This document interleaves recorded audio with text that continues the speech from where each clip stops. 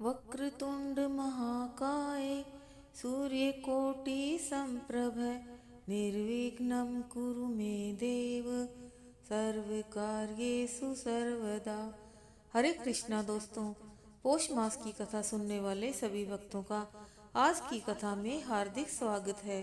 भगवान सूर्य नारायण की कृपा सदैव ही आप सभी पर और आपके समस्त परिवारजनों पर बनी रहे। तो आइए सबसे पहले सुनते हैं आदित्य हृदय स्तोत्र। आदित्य हृदय स्तोत्र अगस्त्य ऋषि की रचना है और भगवान सूर्य को समर्पित यह स्तोत्र शक्ति और बुद्धि का संचार करने वाला है। यह स्तोत्र मुनि अगस्त्य ने जब भगवान श्री राम युद्ध से थक कर खड़े थे तब श्री राम से कहा था। इस स्तोत्र का पाठ प्रतिदिन सुबह सूर्योदय के समय में करना सबसे अच्छा माना जाता है। उधर थक कर चिंता करते हुए श्री राम जी रणभूमि में खड़े थे। उतने में रावण भी युद्ध के लिए उनके सामने आ गया। यह देखकर अगस्त्य मुनि श्री रामचंद्र जी के पास गए और इस प्रकार बोले। सभी के हृदय में रमण करने वाले हे महाभाव लंबी भुजाओं वाले राम, यह गोपनीय स्तोत्र सुने। इस स्तोत्र के जप से तुम अवश्य ही शत्रुओं पर विजय पाओगे। यह आदित्य हृदय स्तोत्र परम पवित्र और सभी शत्रुओं का विनाश करने वाला है। इसके जप से सदा ही विजय की प्राप्ति होती है। यह नित्य अक्षय तथा परम कल्याणकारी स्तोत्र है। यह सभी मंगलों में भी मंगल और सभी पापों का नाश करने वाला यह स्तोत्र चिंता और शोक को मिटाने वाला और आयु को बढ़ाने वाला है। जो अनंत किरणों से शोभायमान नित्य उदय होने वाले देवों और असुरों दोनों के द्वारा नमस्कृत हैं। तुम विश्व में अपनी प्रभा फैलाने वाले संसार के स्वामी भुवनेश्वर भगवान भास्कर का पूजन करो। सभी देवता इनके रूप हैं। ये देवता अपने तेज और किरणों से जगत को स्फूर्ति प्रदान करते हैं। ये ही अपनी किरणों से देवता और असुरगण आदि सभी लोकों का पालन करते हैं। ये ही ब्रह्मा, शिव, स्कंद, प्रजापति, इंद्र, कुबेर, काल, समय, यम, चंद्रमा, वरुण आदि को प्रकट करने वाले हैं। ये पितरों, वसु, साध्य, अश्विनी कुमारों, मरुदगण, मनु, वायु, अग्नि, प्रजा, प्राण और ऋतुओं को जन्म देने वाले प्रभा के पुंज हैं। इसके नाम आदित्य, सविता, जगत को उत्पन्न करने वाले सूर्य, खग, उषा, गभस्तिमान, सुवर्ण सदर्श, भानु, हिरण्यता, दिवाकर और हरिदश्व, सहस्रार्ती, सप्तशक्ति, मरीचिमान, तिमिरो मंथन यानी कि अंधकार को नाश करने वाले शंभु, त्वष्टा, मार्तंडक, अंशुमान, हिरण्यगर्भ, शिशिर, स्वभाव से सुख प्रदान करने वाले, तपन, गर्मी उत्पन्न करने वाले, भास्कर, रवि, अग्निगर्भ, अदिति पुत्र, शंख्य, शिशिर नाशन यानी कि शीत का नाश करने वाले और व्योमनाथ, तम भेदी, ऋग, यजु और सामवेद के पारगामी, धन्य वृष्टि, अपाय मित्र यानी कि जल उत्पन्न करने वाले,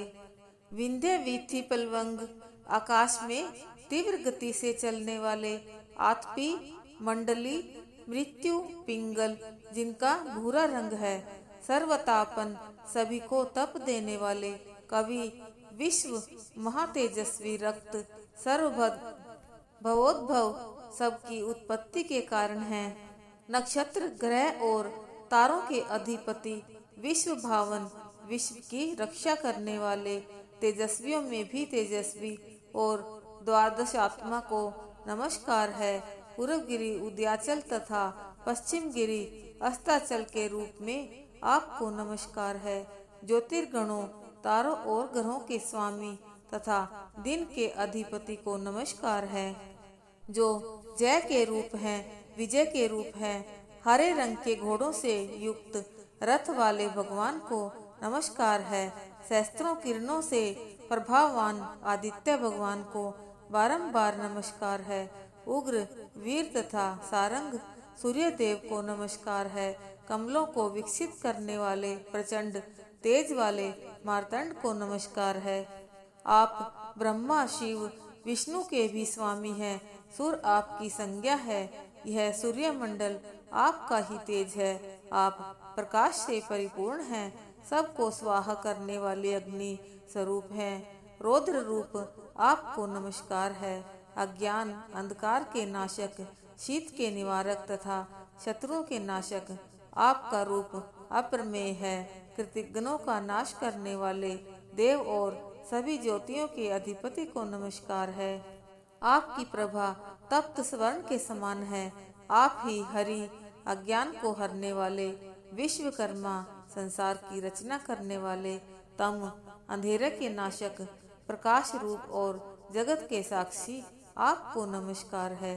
हे रघुनंदन, भगवान सूर्य देव ही सभी भूतों का संहार, रचना और पालन करते हैं। यही देव अपनी रश्मि किरणों से तप और वर्षा हैं। यही देव सभी भूतों में अंतर्स्थित होकर उनके सो जाने पर भी जागते रहते हैं। यही अग्निहोत्री कहलाते हैं और अग्निहोत्री पुरुषों को मिलने वाले फल हैं। ये ही वेद, यज्ञ और यज्ञ से मिलने वाले फल हैं। यह देव संपूर्ण लोकों की क्रियाओं का फल देने वाले हैं। राघव विपत्ति में, कष्ट में, कठिन मार्ग में और किसी भय के समय जो भी सूर्य देव का कीर्तन करता है उसे दुख नहीं सहना पड़ता। तुम एकाग्रचित होकर इन जगतपति देवादिदेव का पूजन करो। इसका यानी कि आदित्य हृदय स्तोत्र का 3 बार जप करने से तुम अवश्य ही युद्ध में विजय पाओगे। हे महाभाव, इसी क्षण तुम रावण का वध कर सकोगे। इस प्रकार मुनि अगस्त्य जिस प्रकार आए थे उसी प्रकार लौट गए। तब इस प्रकार अगस्त्य मुनि का उपदेश सुनकर महातेजस्वी राम जी का शोक दूर हो गया। प्रसन्न और प्रयत्नशील होकर, परम हर्षित और शुद्ध चित्त होकर उन्होंने भगवान सूर्य की ओर देखते हुए 3 बार आदित्य हृदय स्तोत्र का 3 बार जप किया। तत्पश्चात राम जी ने धनुष उठाकर युद्ध के लिए आए हुए रावण को देखा और उत्साह से भरकर सभी यत्नों से रावण के निश्चय किया। तब देवताओं के मध्य में खड़े हुए सूर्य देव ने प्रसन्न होकर श्री राम की ओर देखकर निशाच राज राक्षस के राजा के विनाश का समय निकट जानकर प्रसन्नता पूर्वक कहा, अब जल्दी करो। आइए अब सुनते हैं सूर्य देव की एक कथा कि किस प्रकार विंध्या ने सूर्य का मार्ग रोका। स्कंद महापुराण के काशी खंड में एक कथा वर्णित है कि त्रैलोक्य संचारी महर्षि नारद एक बार महादेव के दर्शन करने के लिए गगन मार्ग से जा रहे थे। मार्ग मध्य में उनकी दृष्टि उत्तुंग विंध्यादि पर केंद्रित हुई। ब्रह्मा के मानस पुत्र देवर्षि नारद को देखकर विंध्या देवी अति प्रसन्न हुई। तत्काल उनका स्वागत कर विंध्या ने देवर्षि को श्रद्धापूर्वक प्रणाम किया।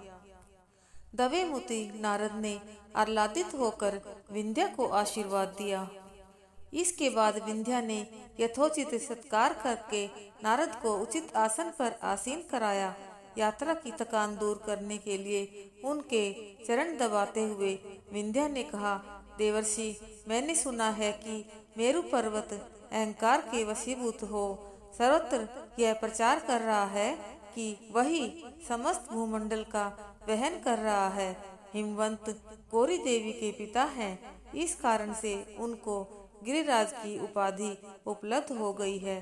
कहा जाता है कि हिमगिरी में रत्न भंडार हैं और वह स्वर्णमय है, परंतु मैं इस कारण उसे अधिक महत्व नहीं देती। यह भी माना जाता है कि हिमवान पर अधिक संख्या में महात्मा और ऋषि मुनि निवास करते हैं।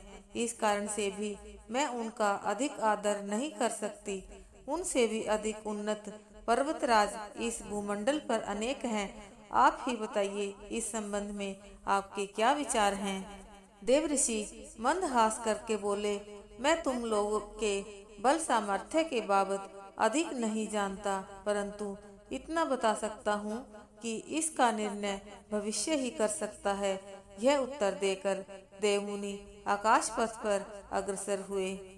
नारद का उत्तर सुनकर विंध्या देवी मन ही मन खिन्न हो गई और अपनी मानसिक शांति खोकर सोचने लगी, जाति के द्वारा किए गए अपमान को सहन करने की अपेक्षा मृत्यु ही उत्तम है।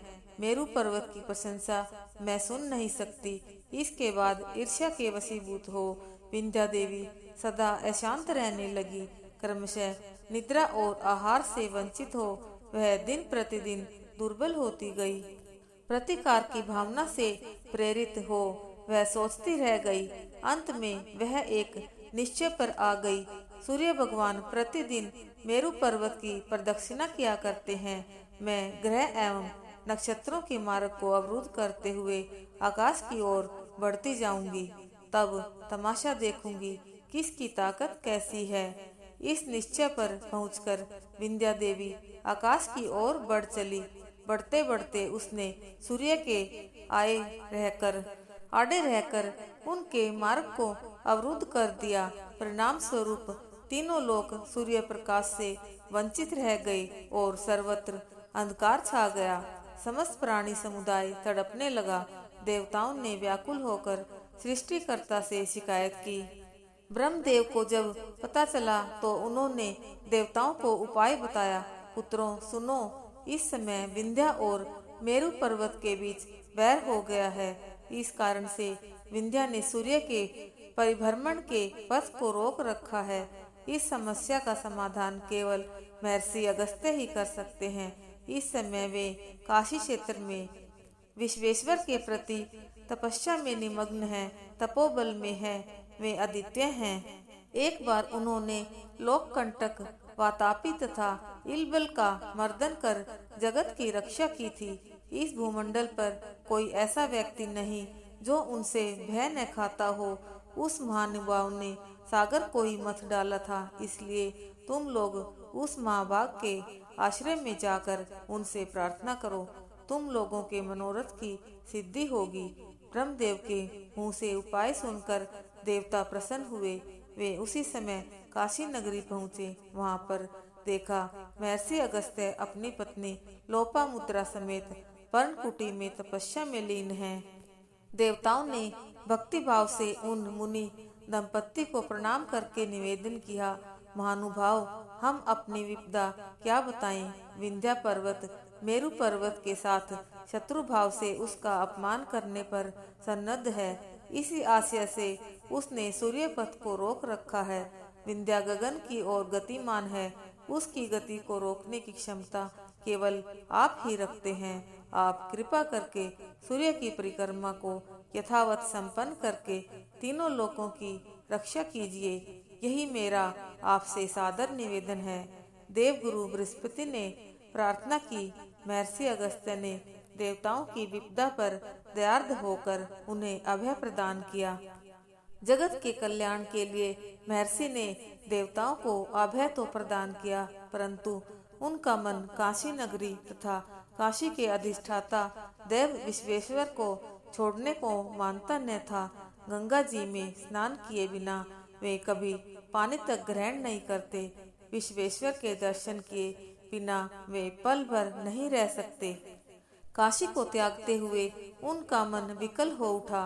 विवश होकर मन ही मन महादेव का स्मरण करते हुए सभी समेत विंध्या देव ने दूर से ही महर्षि अगस्त्य को देखा।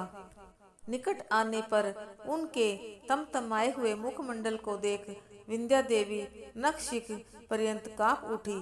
अपना मस्तक झुकाकर मुनि के चरणों में प्रणाम किया। मुनि को शांत करने के विचार से विनीत भाव से बोली, महात्मा आदेश दीजिए, मैं आपकी क्या सेवा कर सकती हूँ। विंध्या, तुम साधु प्रकृति की हो, स्थिर चित हो, मेरे स्वभाव से भी तुम भली भांति परिचित हो। मैं दक्षिणा पथ में जा रही हूँ, तुम मेरे लौटने तक इसी प्रकार झुकी रहो, ऊपर उठने की चेष्टा न करो, यही मेरा आदेश है। यह कहकर महर्षि अगस्त्य ने विंध्या को आशीर्वाद दिया और दक्षिण दिशा की ओर निकल पड़े। दक्षिण में मुनि दंपत्ति ने पवित्र गोदावरी के तट पर अपना स्थिर निवास बनाया। किंतु विंध्या को इस बात का पता न था। वह इसी विकर से अपना समय काटने लगी कि महर्षि अगस्त्य शीघ्र ही लौट आने वाले हैं। समय बीतता गया, परंतु महर्षि नहीं लौटे। विंध्या ने जो अपना मस्तक झुकाया उसे अगस्त्य की प्रतीक्षा में झुकाए ही रखा। फिर क्या था, पूर्व दिशा में सूर्योदय हुआ और पश्चिम दिशा में सूर्यास्त होता रहा। समस्त दिशाएं सूर्य के आलोक से दमक उठी। प्राणी समुदाय हर्ष उल्लास से नाच उठा। जगत के कार्यकलाप यथावत घटित होने लगे। आइए अब करते हैं श्री सूर्य चालीसा। श्री गणपति पद कमल में प्रेम सहित धरि ध्यान, सूरज चालीसा कहूँ द्रवोदया करि आन। जयति सूर्य नारायण स्वामी, करहु कृपा प्रभु अंतर्यामी। अगन कांति धर गगन बिहारी, अनुपम ज्योति कला छवि न्यारी। युग सहस्त्र योजन तनु राजे, माथे कनक मुकुट मणि साजे। कुंडल कलित कपोलन सोहे, सोलखी तेज तेज पति मोहे। श्वेत वर्ण षट दश है नाधे, अरुण सारथी रजु कर साधे। 9 लख योजन रथ चौड़ाई, 136 लक्ष लंबाई। रत्न जड़ित रथ पर प्रभु राजति, लखी गति सहस चंचला लाजति। 9 करोड़ 51 लाखा, परिकरमा रवि की श्रुति भाखा। अगणित दैत्य नित्य संहारहि, जग भक्तन कर कष्ट निवारहि। उदय होत निशि कह तम भाजे, तब सतयुग कर डंका बाजे। कह शिव संशय करे न कोई, सत्य वचन मम मृषा न होई। जग हित लागी प्रेम रस बानी, मुनि अस गोरी हृदय हर्षानी। धन्य धन्य सूरज अघनाशी, दीन दयानिधि मंगल राशि। महा अघिन कह तारण वाले, नारद शाप निवारण वाले। सत्राजित के मान रखैया, मणिते स्वर्ण मेह वर्षैया। प्रात रूप धारे चतुरानन, राजे विष्णु रूप मध्यानन। शंभु रूप धरि साय काला, त्रिभुवन माहि करे प्रतिपाला। वर्ष बीच पुनि 12 जामा, धरि भक्तन कर पूजहि कामा। षट ऋतु दिन तिथि वर्ष महीना, पलक मुहूर्त तुम्हें अधीना। खग मृग जीव जंतु नर नारी, घन गर्जन नभ बरषत बारी। वृक्ष लतादिक प्रभु तव जानत, फूलत फरत झरत पुनि जामत। चंद्रादिक नव ग्रह नभ तारे, ये सब तुम रही नाथ सहारे। धन्य सूर्य नारायण स्वामी, दिव्य दृष्टि दे अंतर्यामी। करहु वेगी अब पूर्ण आशा, होई हृदय मन ज्ञान प्रकाशा। जो यह चरित सूर्य को गावे, सब सुख भोग परम पद पावे। नमत राम सुंदर प्रभु दासा, लग प्रयागाश्रम दुर्वासा। रवि चालीसा प्रेम युत, पाठ करे धरि ध्यान। सुख संपत्ति आयु बढ़े, होई सदा कल्याण। आइए अब करते हैं भगवान सूर्य जी की आरती। जय कश्यप नंदन स्वामी, जय अदिति नंदन। त्रिभुवन तिमिर निकंदन भक्त हृदय वंदन। ओम जय कश्यप नंदन। सप्त अश्वरथ राजित एक चक्रधारी स्वामी एक चक्रधारी। दुखहारी सुखकारी मानस मलहारी। ओम जय कश्यप नंदन। सुर मुनि भूसुर वंदित विमल विभवशाली स्वामी विमल विभवशाली। अगदल दलन दिवाकर दिव्य किरण माली। ओम जय कश्यप नंदन। सकल सुकर्म प्रसविता सविता शुभकारी स्वामी सविता शुभकारी। विश्व विमोचन मोचन भवभंजन भारी। ओम जय कश्यप नंदन। कमल समूह विकासक नाशक त्रैतापा स्वामी नाशक त्रैतापा। सेवत सहज हरत अति मन सिज संतापा। ओम जय कश्यप नंदन। नेत्र व्याधि हर सुरवर भूपीड़ा हारी स्वामी भूपीड़ा हारी। दृष्टि विमोचन संतन परहित व्रत धारी। ओम जय कश्यप नंदन। सूर्य देव करुणा कर अब करुणा कीजे स्वामी अब करुणा कीजे। हर अज्ञान मोह कर तत्व ज्ञान दीजे। ओम जय कश्यप नंदन। ओम जय कश्यप नंदन। स्वामी जय अदिति नंदन। त्रिभुवन तिमिर निकंदन भक्त हृदय वंदन। ओम जय कश्यप नंदन। ओम जय कश्यप नंदन। बोले सूर्यदेव भगवान की जय।